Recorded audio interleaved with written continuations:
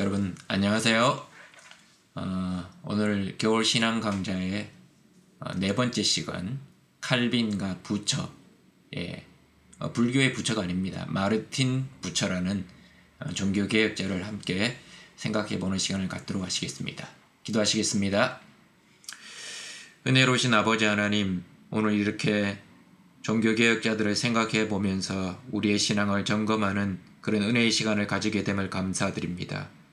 이 시간 강의를 하는 사람과 강의를 듣는 모두에게 은혜를 더해 주셔서 종교개혁자의 삶과 신앙을 통해서 우리가 다시 한번 도전받고 각성하는 시간 될 수 있도록 인도하여 주시옵소서.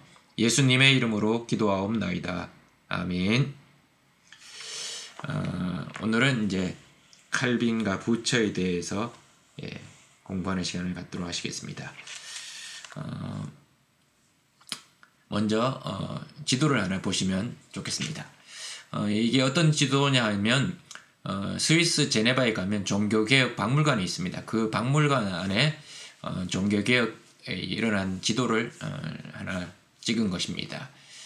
잘 보시면 이 중간에 스위스를 중심으로 해서 독일, 프랑스, 이태리, 위쪽을 보시면 저 위쪽에 오른쪽 위쪽에 비텐베르그에서 루터가 있죠. 루터가 멜랑이톤이 독일에서 종교개혁을 일으켜서 거기가 이제 루터파 또는 루터교라고 하는 그런 개신교 종단이 생겨나게 됩니다. 그리고 스위스에 참 많은 종교개혁자들이 있었는데 잘 보시면 가운데쯤에 쭈리히가 있습니다. 쭈리히, 여기는 찌빙글리를 중심으로 이제 종교개혁이 일어납니다. 근데 이 스위스라는 나라는 좀 독특하게 독일과 프랑스와 이태리를 국경을 접하고 있기 때문에 공식 언어가 4개가 됩니다. 독일어, 프랑스어, 그 다음에 이태리어, 그리고 영어. 그래서 각각 지역마다 독일어를 주로 사용하는 지역이 있고 불어를 주로 사용하는 지역이 있고 이렇게 나눠져 있습니다.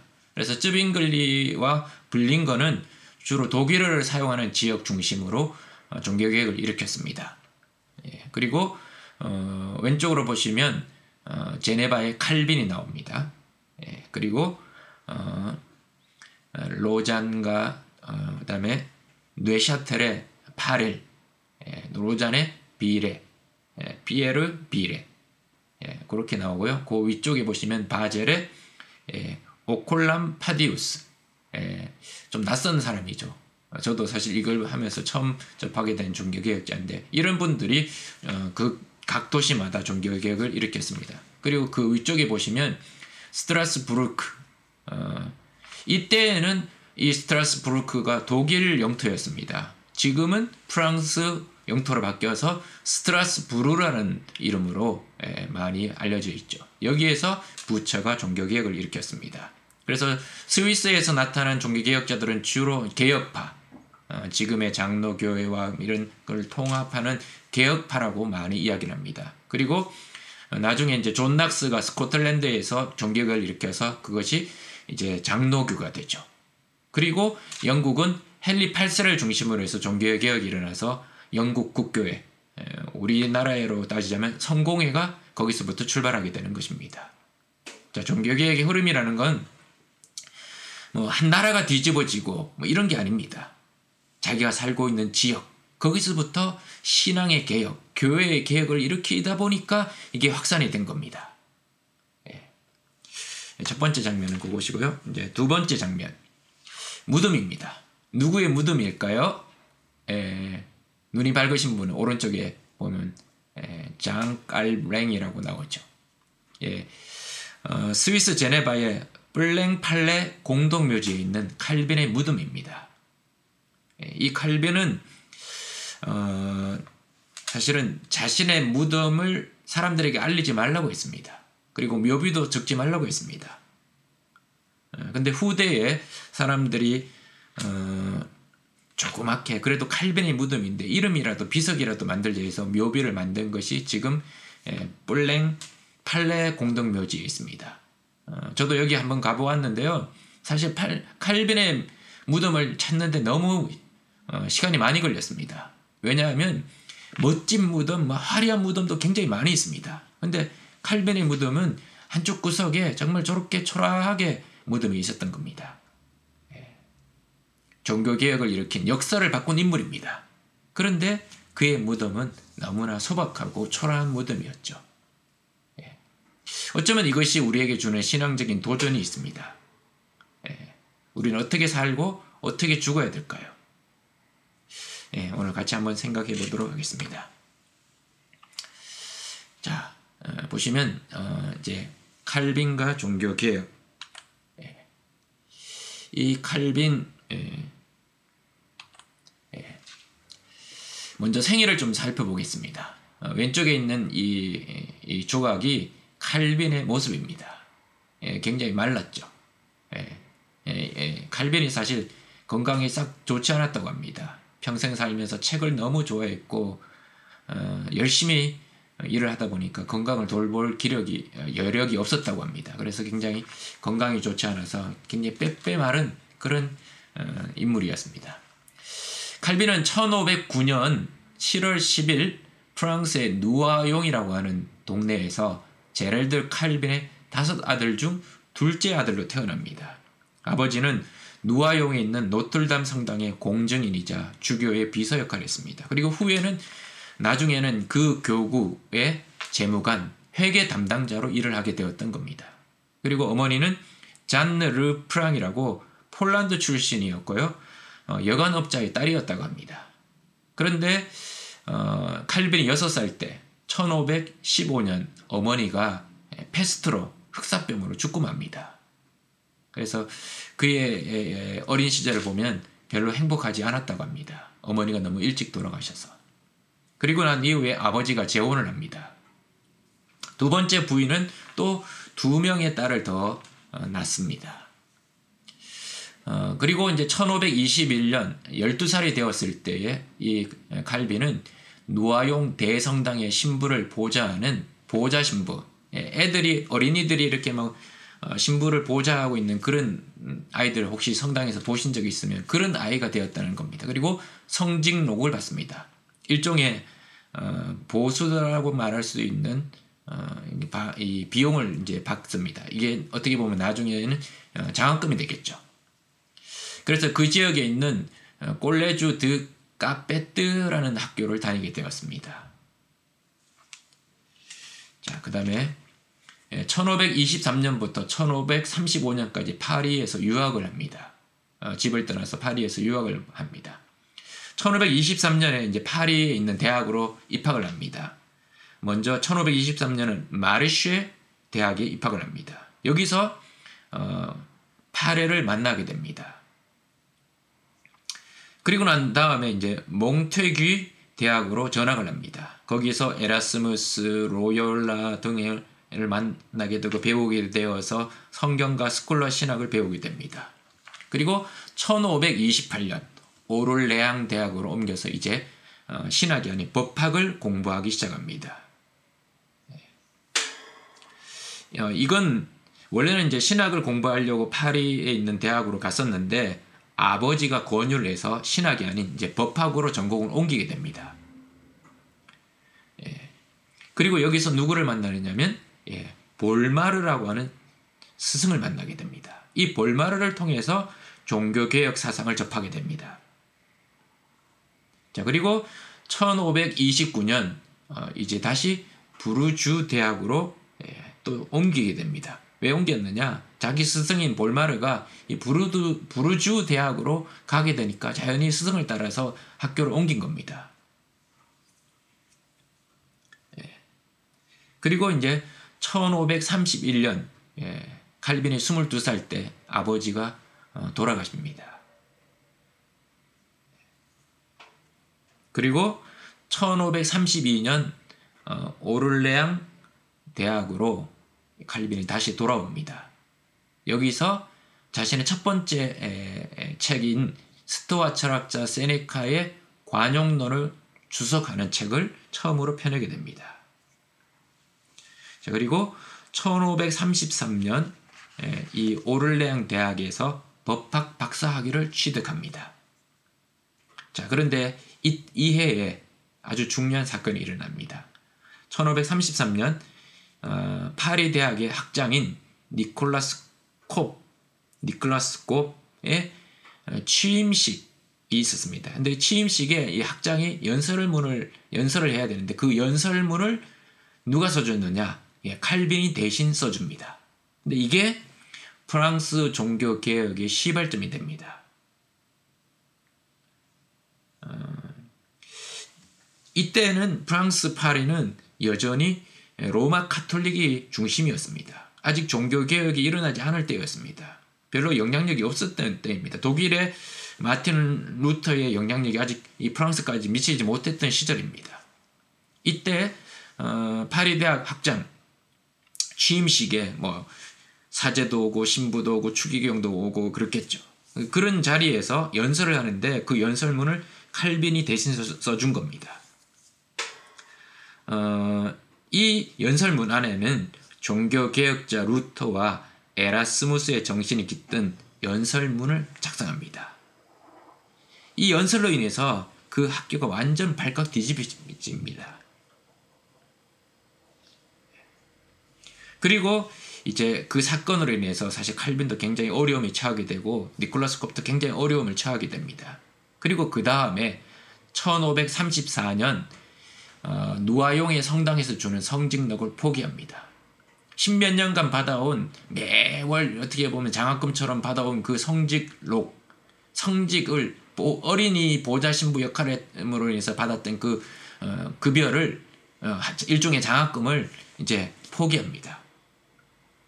그해 10월 어떤 사건이 있었냐면 소위 벽보 사건이라고 하는 미사 반박문이 이제 게재가 됩니다.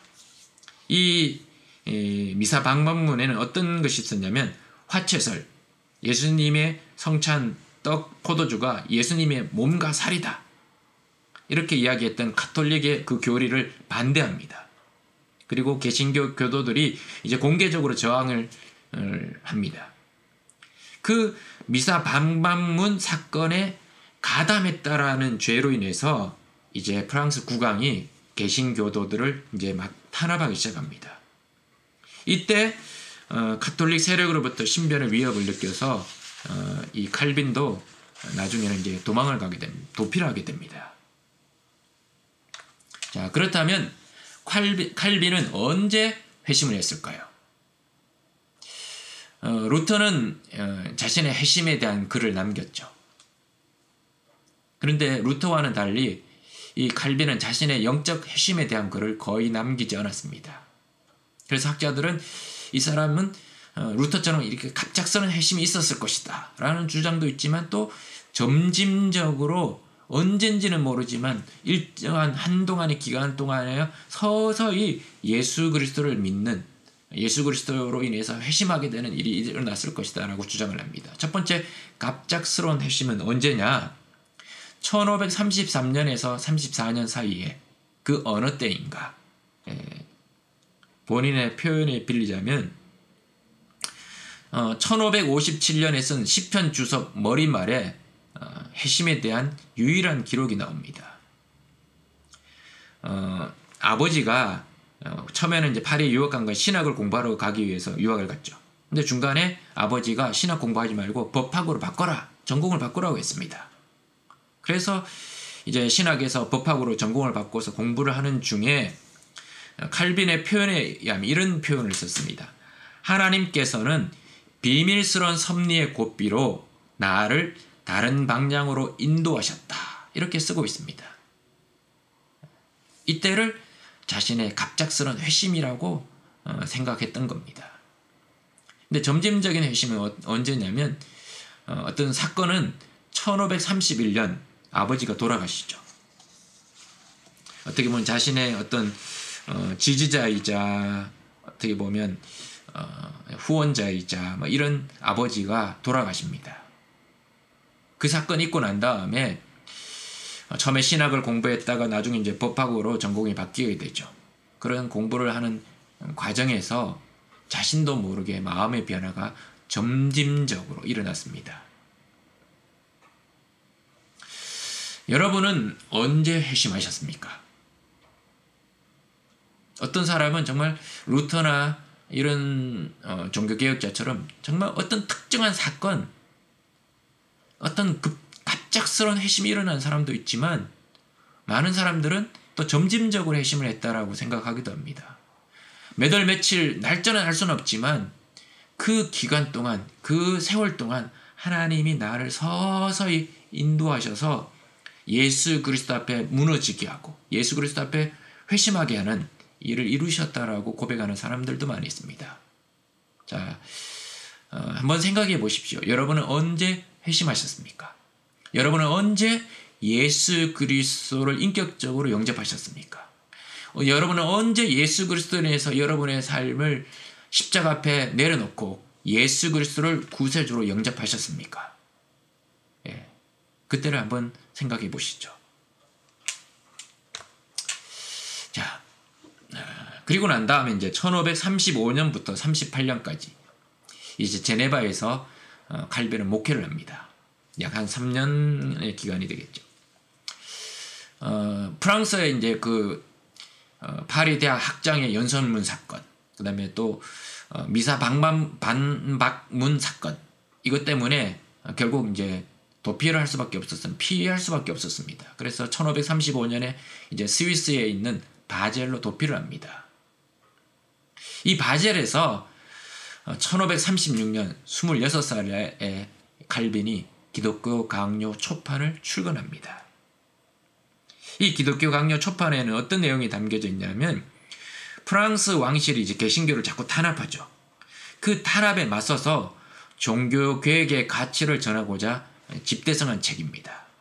이때 이제 26살의 칼빈이 기독교 강요를, 기독교 교리를 아주 일목요연하게 정리를 해서 우리가 믿는 개신교인들은 이런 것을 믿고 있습니다. 그렇게 가치를 전하고자 했던 것입니다. 그리고 난 이후에 이제 1536년 스위스의 제네바에 정착을 합니다.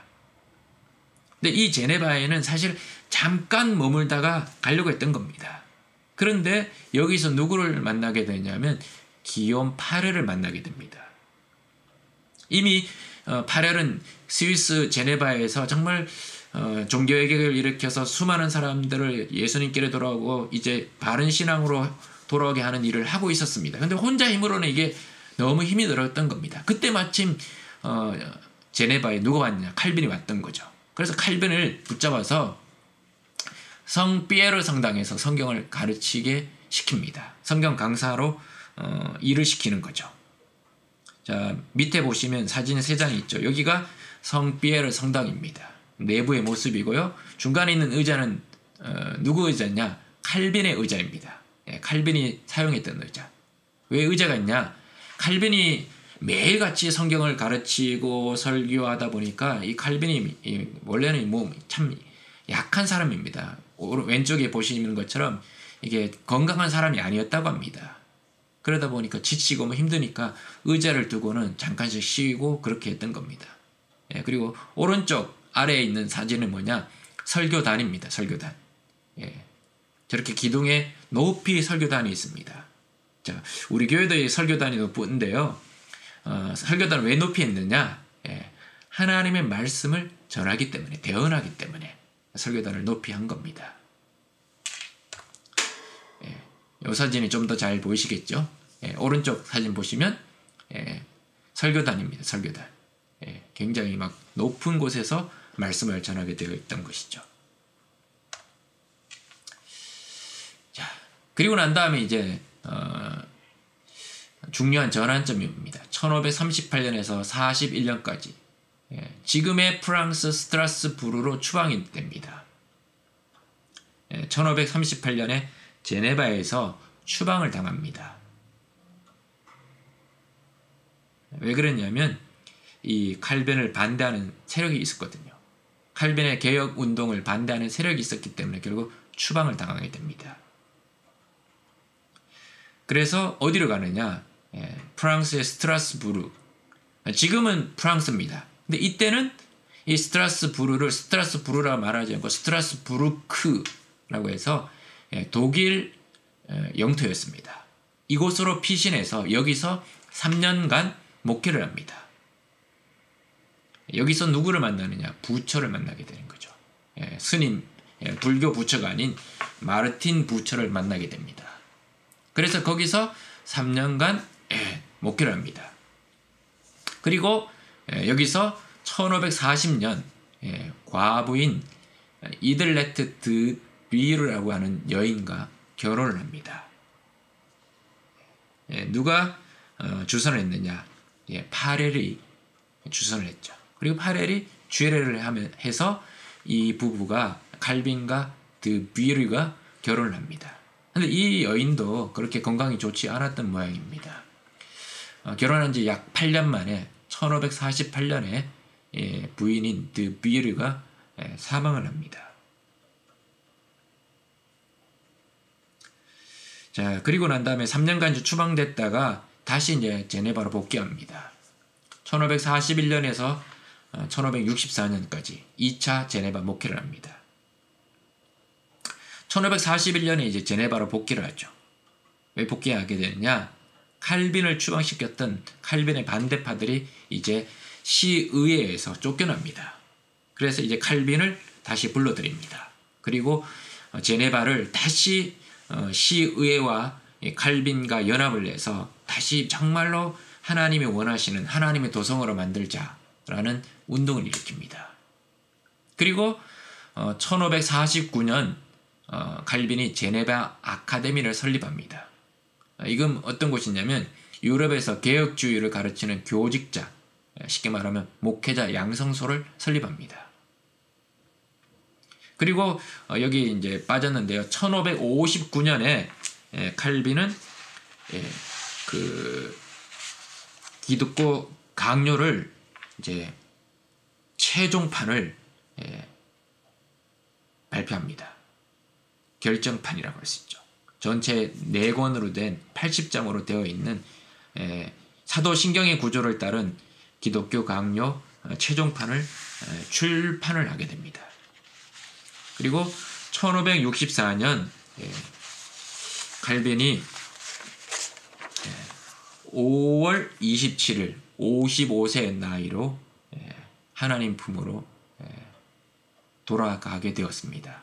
이때 운명하기 직전에 임종하기 직전에 시편 39편 9절 내가 잠잠하고 입을 열지 아니함은 주께서 이를 행하신 까닭이니이다 라는 구절을 암송하며 임종을 맞이했다라고 합니다.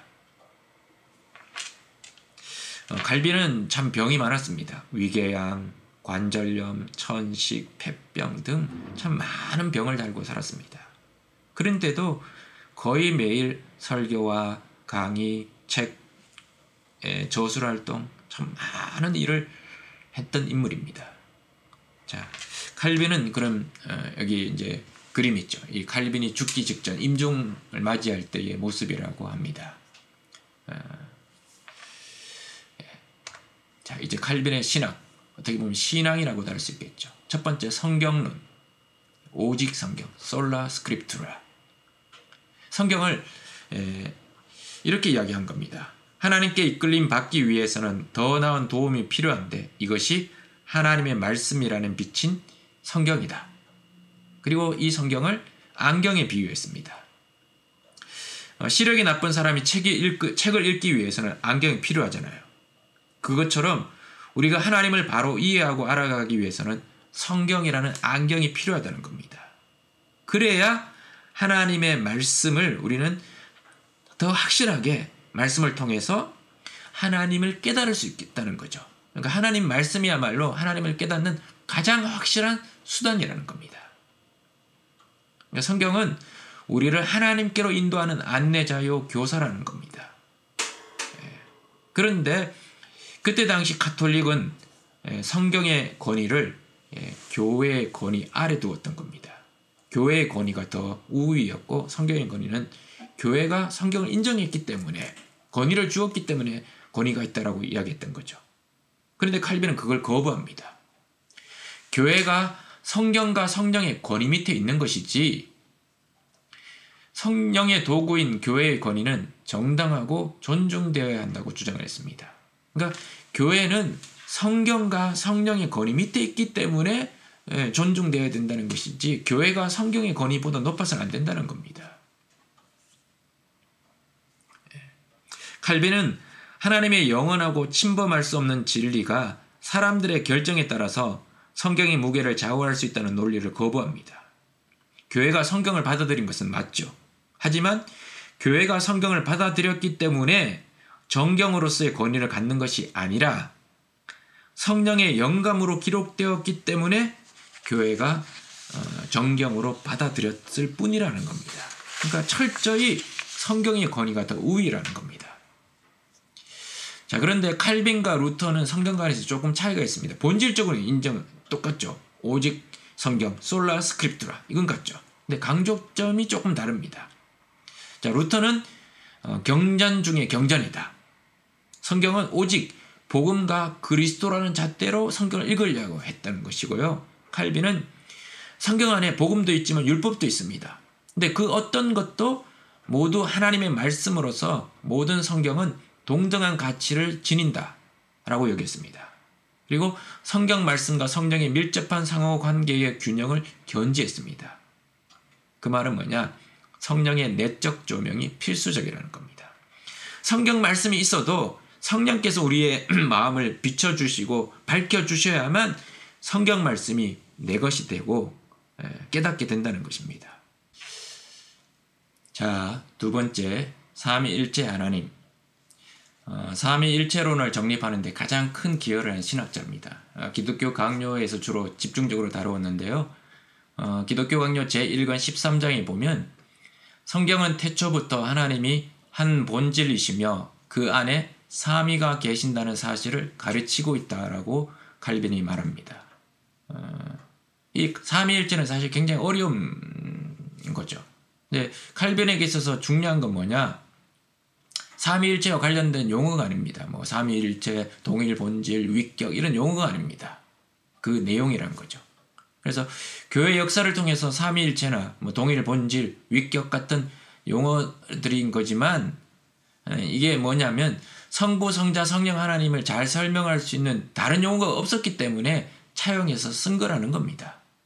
그래서 삼위일체 하나님을 설명한다는 것은 유한한 인간의 이성으로는 분명히 어려운 것이라는 사실을 인정합니다.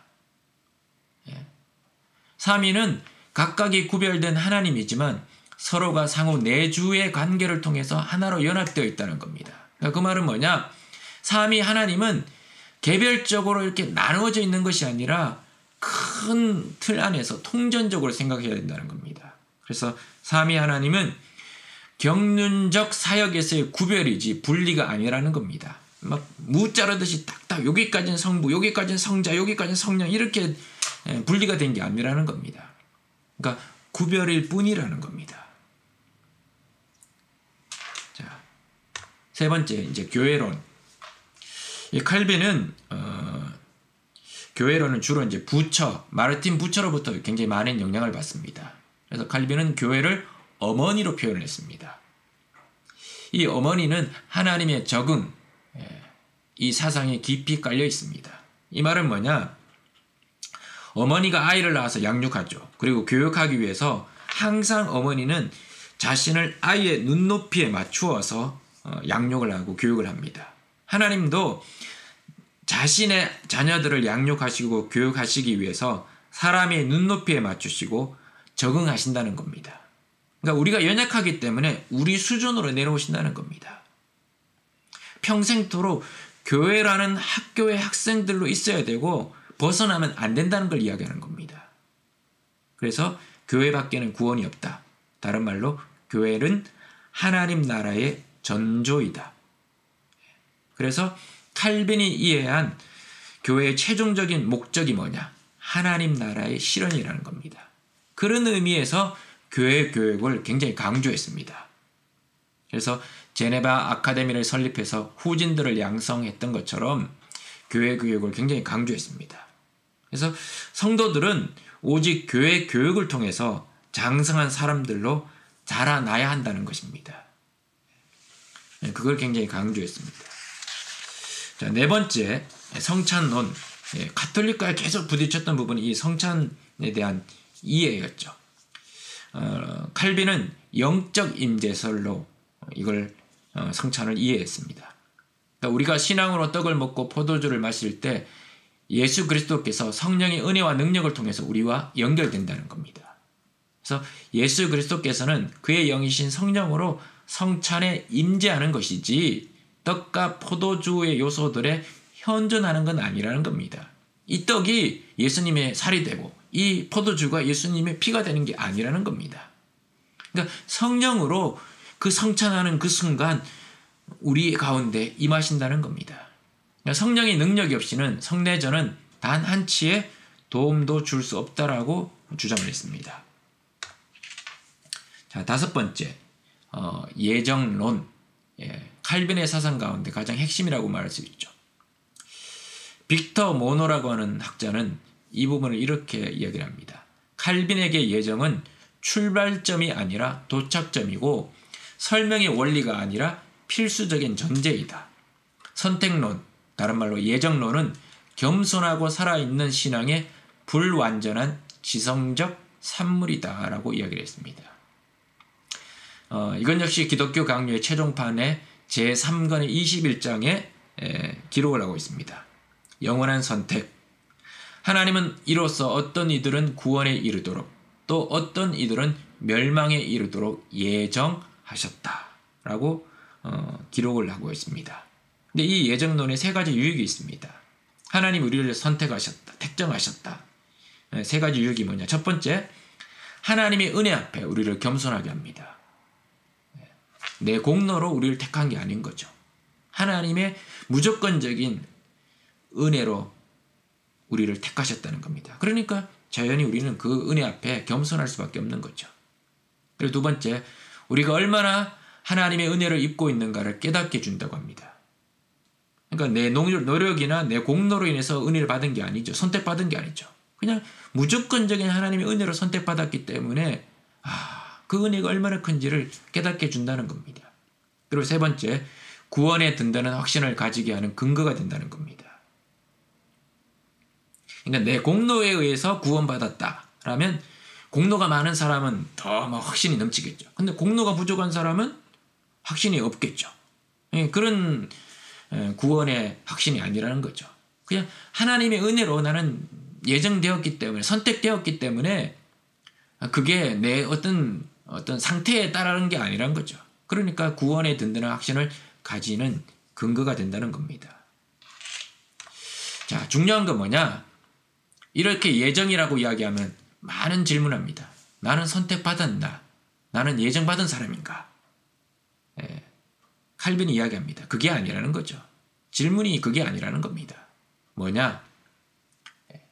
나는 그리스도가 나를 위해서 십자가에서 죽으시고 다시 사신 선한 소식을 믿는가? 이게 가장 중요한 질문이라는 겁니다. 칼빈은 이렇게 3단 논법을 씁니다. 오직 선택받은 자들만이 복음을 믿는다. 나는 복음을 믿는다. 고로 나는 어떤 사람이냐? 선택받은 자라는 겁니다.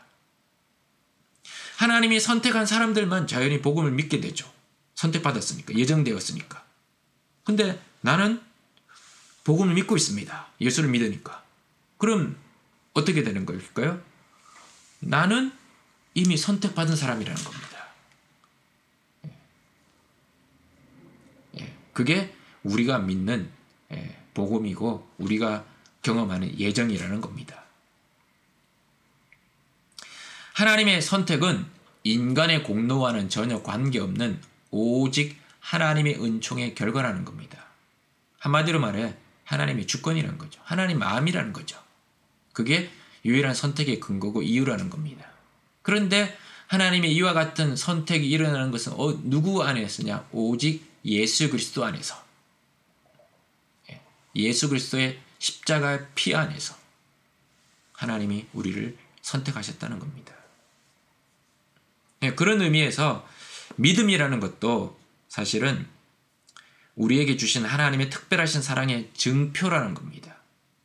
그리고 우리를 자녀 삼으신 자녀들을 위해서 예비하신 선물이라고 강조를 합니다.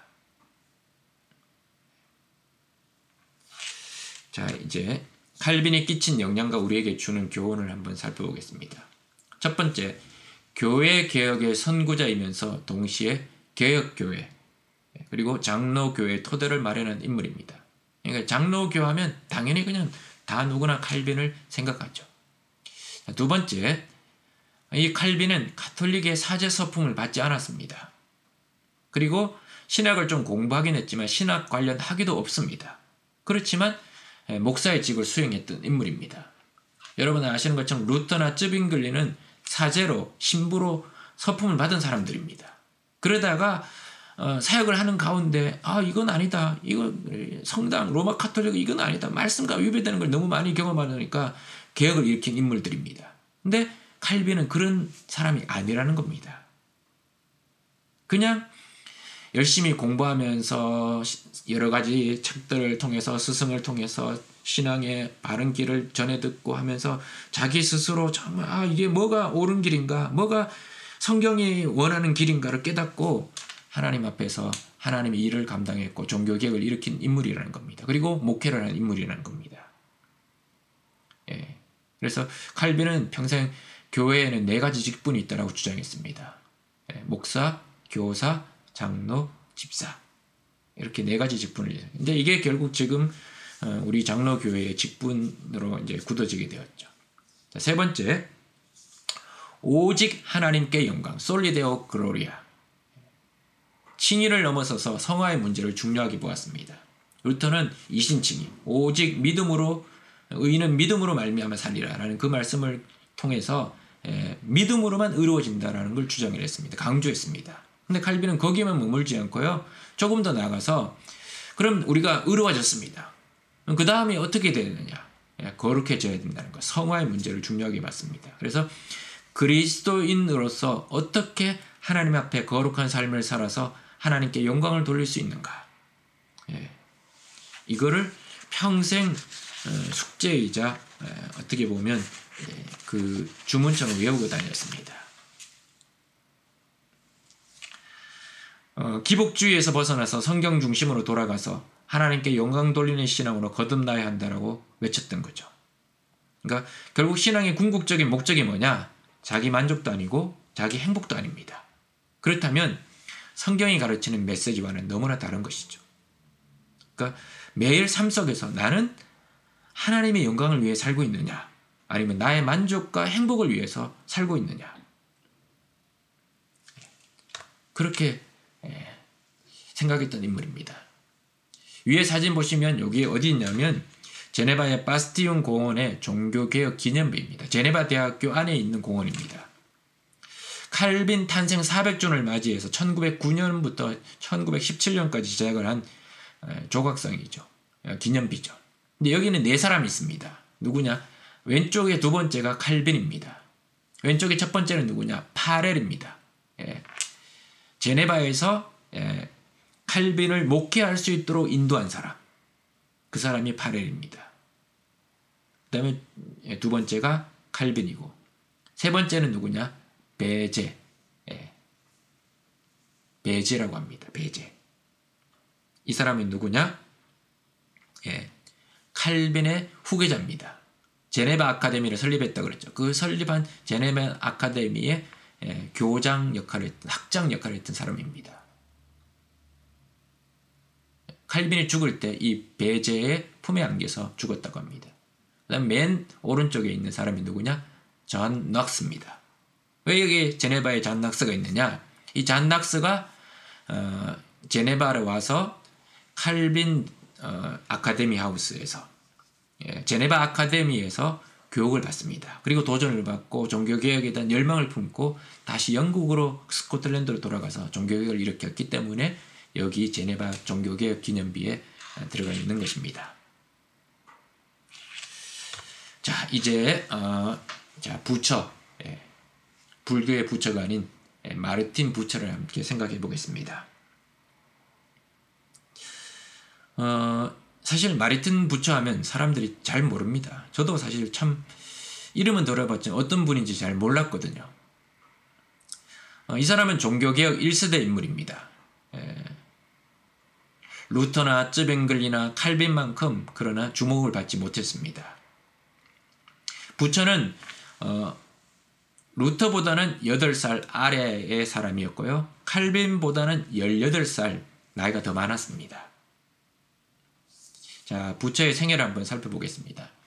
1491년 11월 11일 독일의 알자스 지방의 셀레스타에서 태어납니다. 용병 출신으로 술통을 만드는 장인 집안에서 태어납니다. 그리고 1507년 도미니크 수도에 입회합니다.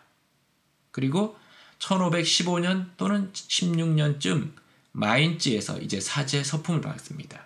신부가 되는 거죠. 그리고 이제 1517년에 하이델베르크 대학에 입학을 합니다.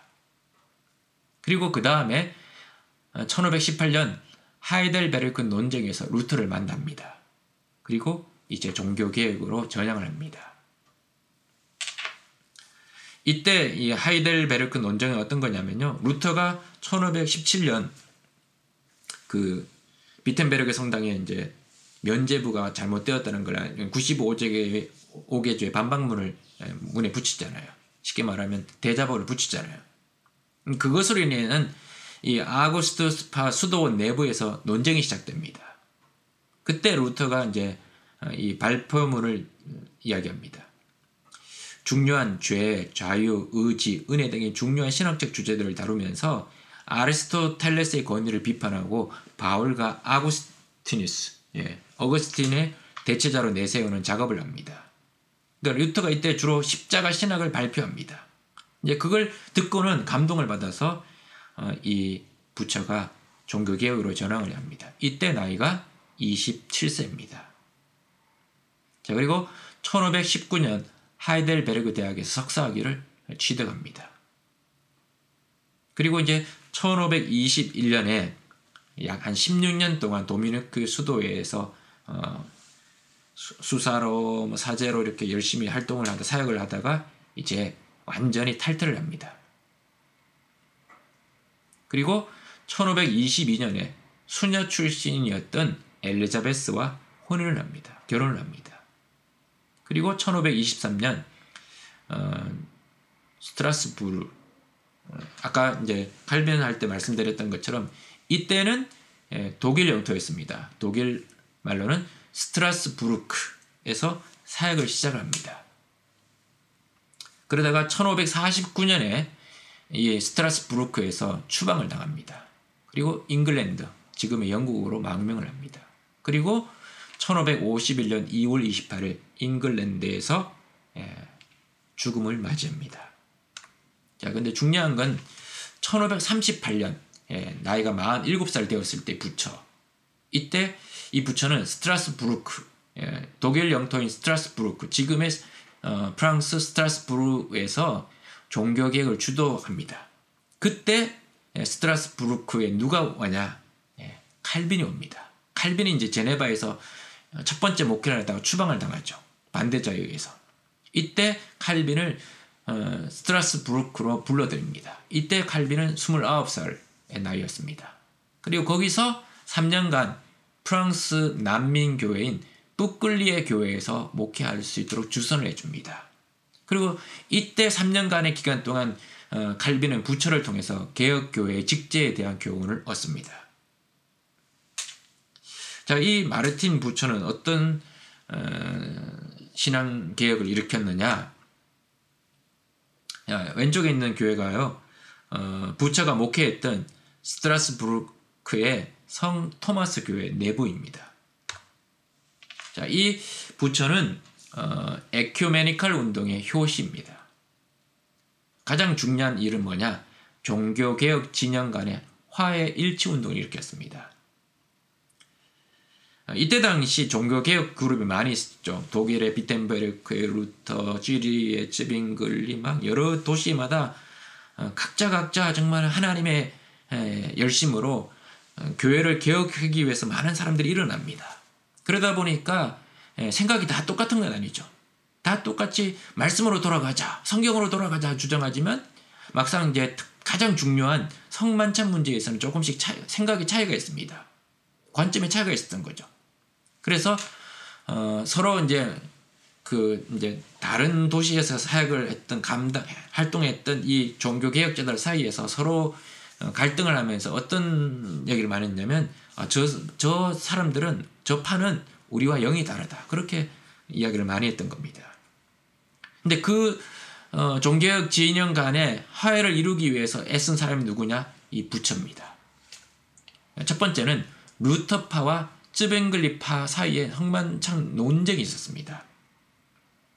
독일 비텐베르크를 중심으로 하는 루터, 그다음에 스위스의 찌리를 중심으로 하는 쯔빙글리, 이 사이에 성만찬에 대한 논쟁이 벌어집니다. 그래서 1529년 독일의 마부르크에서 성만찬 문제를 놓고 루터와 쯔빙글리가 이제 역사적인 만남이 성사가 됩니다. 이때 누가 중재를 했느냐? 부처가 중재를 합니다. 그리고 1534년 12월에는 또 멜랑히톤과 또 이제 만나게 되죠. 그 전에 이제 루터와 쯔빙글리의 성만찬을 좀 말씀드리면요. 루터는 그리스도의 실제적 임재, 성만찬하는 그 시간 예수님이 실제적으로 우리 가운데 임재하신다라고 주장을 했고요. 쯔빙글리는 그게 아니다. 성만찬을 통해서 하는 그 순간 예수님의 성령을 통해서 영적으로 우리에게 임재하시는 것이지 실제적으로 임재하는 게 아니다. 이렇게 주장했던 겁니다. 이게 생각이 달랐던 거죠. 관점이 다른 거죠. 1532년 12월 멜랑히톤과도 이제 회동을 하고, 그다음에 1536년 비텐베르크 일치 협약을 이제 이끌어냅니다. 성찬에 대한 루터와 쯔빙글리의 공통점을 도출해서 작성을 합니다. 이렇게 작성을 했습니다. 빵과 포도주에 함께 참으로 본질적으로 그리스도의 살과 피가 임재한다. 이렇게 공통점을 만들어서 성찬에 대한 문구를 만듭니다. 그런데 이게 결렬이 됩니다. 쯔빙글리의 후계자인 불링거의 반대로 인해서 결렬이 됩니다. 두 번째는 제세례파와 사이에서도 이제 일치 운동을 일으키려고 했던 거죠. 그러니까 부처가 목회했던 스트라스부르크에서는 제세례파를 핍박하지 않았습니다. 그리고 많은 토론을 거쳐서 제세례파를 설득하고 이제 주류 개신교회로 돌아오게끔 했던 겁니다. 여기서 그치지 않습니다. 이 부처는 로마 카톨릭과의 화해 일치 운동도 일으켰습니다. 1539년부터 41년 사이에 라이프치히, 하게나우, 보름스, 레겐스부르크에서 열렸던 여러 회담들을 주선을 합니다. 그리고 이 부처가 그 회담들마다 중요한 역할을 담당했던 겁니다. 그래서 보름스 문서와 레겐스부르크 문서를 작성합니다. 이게 개신교와 카톨릭이 합의한 내용을 문서로 만들었던 겁니다. 그 합의한 내용이 뭐냐? 레겐스부르크의 문서에 합의한 내용이 크게 두 가지입니다. 첫 번째는 죄인이 의롭게 되는 것은 생명력 있고 활동하는 믿음 때문이다. 이렇게 문서로 합의합니다. 그러니까 죄인이 의롭게 되는 것은 뭐 공로를 있거나 뭐 이런 게 아니라 결국 믿음 때문에 의롭게 되는 것이다. 라는 문서를 합의를 했는 거죠. 근데 여기에 나중에 이제 로마 카톨릭은 추가를 합니다. 의롭게 하는 믿음은 사랑으로 역사하는 믿음이다. 자, 두 번째 성만찬에 대해서도 합의를 합니다. 이 성례가 그리스도의 말씀에 의하여 주님의 몸과 피가 참으로 본질적으로 믿는 자들에게 빵과 포도주의 형상 아래에서 분배된다. 이렇게 합의를 하고 문서를 작성합니다. 근데 똑같은 말인데 이 말에 따라서 말을 주안점이 달랐던 겁니다. 개신교는 여기에 이 문구 중에서 그리스도의 말씀에 의하여라는 말에 무게를 두었습니다. 그런데 카톨릭은 본질적으로 라는 이 말에 더 중점을 두었던 거죠. 근데 이걸 아주 절묘하게 조합을 시킵니다.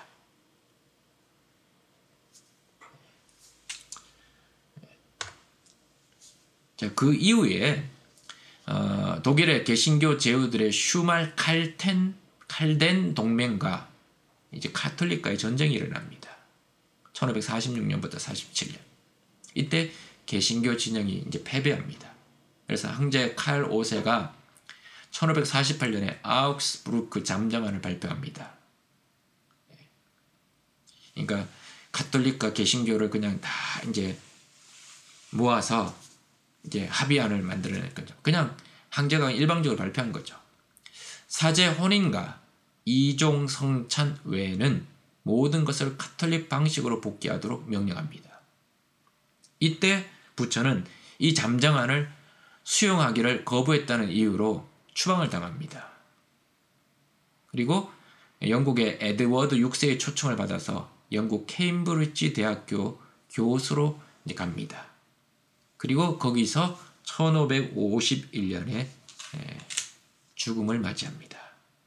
그러니까 이 마르틴 부처는 평생 동안 종교개혁 그룹들만의 자기 생각들이 다 달랐던 그 그룹들을 하나로 만들기 위해서 애를 썼고, 심지어 로마 가톨릭과 개신교 진영을 또 하나로 만들기 위해서 평생 동안 애를 썼던 인물입니다. 자, 부처가 끼친 영향과 우리에게 주는 교훈. 가장 중요한 건 에큐메니칼 종교개혁자라는 겁니다. 이때 당시 독일은 북쪽은 루터파, 남쪽과 이 스위스의 독일어 사용권은 개혁파, 주로 쯔빙글리를 중심으로 한 개혁파, 이렇게 조금 교리적으로 나눠져 있었습니다. 근데 이걸 조정을 합니다. 이걸 화해를 시킵니다. 그리고 가톨릭과 개신교 진영 사이에서도 일치 추구를 위한 헌신을 아끼지 않습니다. 어떻게든지 하나 되게 만들려고 애를 썼던 인물이 이 마르틴 부처라는 인물입니다. 자, 두 번째, 개혁교회 예배와 직제의 창시자입니다. 이 부처가 했던 예배 양식이 오늘날 개혁교회 예배 양식의 기초가 됩니다. 그래서 개혁교회의 세 가지 지표, 말씀 선포, 성찬 집례, 그 다음에 7일을 시행하는 것, 이 세 가지 지표와 개혁교회의 사종직, 직분, 목사, 장로, 교사, 집사, 그리고 교회 치리, 지금의 개혁교회, 지금의 장로교회의 교회 정치를 기본 구조를 형성합니다. 그다음에 세 번째, 어떻게 보면 더 중요할 수 있는 교훈은요, 이 부처는 사랑 실천의 적극적인 윤리학자이자 실천가입니다. 1523년에 스트라스부르크 대성당에서 이 주교가 아닌 성서 강사의 신분으로 강단에 섭니다. 이때 설교 제목이 뭐냐? 누구나 자기가 아닌 타인을 위해 살아야 한다. 누구나 자기가 아닌 타인을 위해 살아야 한다. 자, 부처의 좌우명이 뭐냐? 우리는 그리스도를 믿으며 교회를 믿지 않는다. 우리는 그리스도를 믿으며 교회를 믿지 않는다. 이 굉장히 참 충격적인 좌우명이죠. 우리는 그리스도를 믿으며 교회를 믿지 않는다. 이 말은 필립 샤프의 독일 종교개혁이라는 책에서 나오는 이야기인데요. 이 말은 어떤 의미냐면, 그때 당시 예수 그리스도를 믿는 성도들, 특별히 가톨릭을 포함해서 사람들이 교회 뒤에 자기 사랑의 욕망을 감추었던 거죠. 교회라는 그 권위를 이용해서 자기 욕심을 채우기 바빴다는 겁니다. 가톨릭도 그랬고, 개신교도 좀 그런 모습이 있었다는 거죠. 그러니까 궁극적으로 교회가 정말 영적으로 권위가 있고 이런 게 아니라, 교회보다 더 중요한 게 뭐냐? 예수 그리스도를 믿는다는 겁니다. 그래서 부처의 경건은 하나님에 대한 사랑과 신앙과 하나님과 이웃에 대한 사랑이 결합되어 있는 겁니다. 그러니까 경건은 신앙과 사랑이라는 한 동전의 양면과 같다는 겁니다. 신앙과 사랑의 균형을 이루었습니다. 특별히 이웃 사랑을 강조했죠. 타락한 인간의 본성은 자기 사랑에 집중되어 있지만 그리스도께서 이웃을 사랑하도록 우리를 변화시켰으며, 좋은 나무가 좋은 열매를 맺듯이 믿음은 선한 생활의 열매를 맺는다. 그리스도의 은혜는 사랑이 내포되어 있기 때문에 의롭게 변화된 성도는 자연히 가시적 성화의 열매를 맺게 되는데, 이것이 이웃을 향한 봉사로 나타난다는 겁니다. 그러니까 신앙과 사랑이 이게 균형이 있어야 된다는 겁니다. 그러니까 특별히 오늘 이 코로나 시대의 한국교회를 향해서 어떻게 보면 부처는 참 많은 메시지를 던져줍니다. 우리는 어떻게 보면 그동안 사랑이 없는 신앙을 유지했는지 모르겠습니다.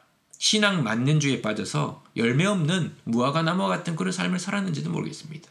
또 반면에 어떤 부분은 신앙이 없는 사랑, 너무 세상을 향해서 뭘 해주고 뭐 사회봉사하고 하는 걸 너무 강조하다 보니까 신앙이 없는 사랑을 이뤘던 것이죠. 그냥 윤리, 도덕으로 전락할 수도 있다는 겁니다. 이럴 때 우리가 지금 신앙과 사랑이란 걸 정말 동전의 양면과 같은 이걸 균형을 잘 잡아야 된다는 겁니다. 그래서 세상을 향해서도 사랑을 펼칠 수 있고 그러면서도 하나님을 향한 그 경건 신앙의 모습을 놓치지 않아야 된다는 겁니다. 자, 마지막으로 적용 질문을 여러분에게 던지겠습니다. 첫 번째, 성도의 삶은 모든 순간이 하나님께 영광이 되어야 합니다. 당신의 삶의 여러 영역 중에 하나님께 영광이 아닌 영역은 무엇입니까? 여러분의 삶, 하나님 영광을 위해서 살아야죠. 매 순간순간 저도 마찬가지입니다. 내가 이 결정이, 내가 이 선택이 하나님께 영광이 되는가? 그걸 날마다 물어야 된다는 겁니다. 그런 영역이 아닌 영역이 무엇이 있을까요? 자, 두 번째, 부처는 철저히 자기 사랑을 배격하고 하나님 사랑과 이웃 사랑을 강조했습니다. 연합과 화해 운동도 하나님 사랑과 이웃 사랑의 일환이었습니다. 당신이 지금 실천할 수 있는 하나님 사랑과 이웃 사랑은 구체적으로 무엇이 있으며 어떻게 실천하시겠습니까? 지금 실천할 수 있는 큰 게 아닙니다. 아주 작은 것. 하나님 사랑. 단 1분이라도 기도하는 것일 수도 있고 단 한 구절이라도 말씀 읽는 것일 수도 있고 하나님 앞에 예배하는 것일 수도 있고요. 이웃 사랑은 많은 게 있겠죠. 내 바로 옆집에 사는 사람들에게 먼저 인사하는 것. 이런 것부터 시작할 수도 있겠죠. 여러분은 구체적으로 어떤 것이 있고 어떻게 실천할 수 있겠습니까? 한번 생각해 보시면서 오늘 이 강의를 마쳤으면 좋겠습니다. 기도하시겠습니다. 하나님, 칼빈과 부처의 삶과 신앙을 통해서 다시 한번 우리의 신앙을 돌아보게 도와주시고 하나님께 영광이 되는 삶이 되게 도와주시고 철저히 하나님 사랑과 이웃 사랑을 균형을 잡아가는 저희 모두가 될 수 있도록 인도하여 주시옵소서. 예수님의 이름으로 기도하옵나이다. 아멘. 감사합니다.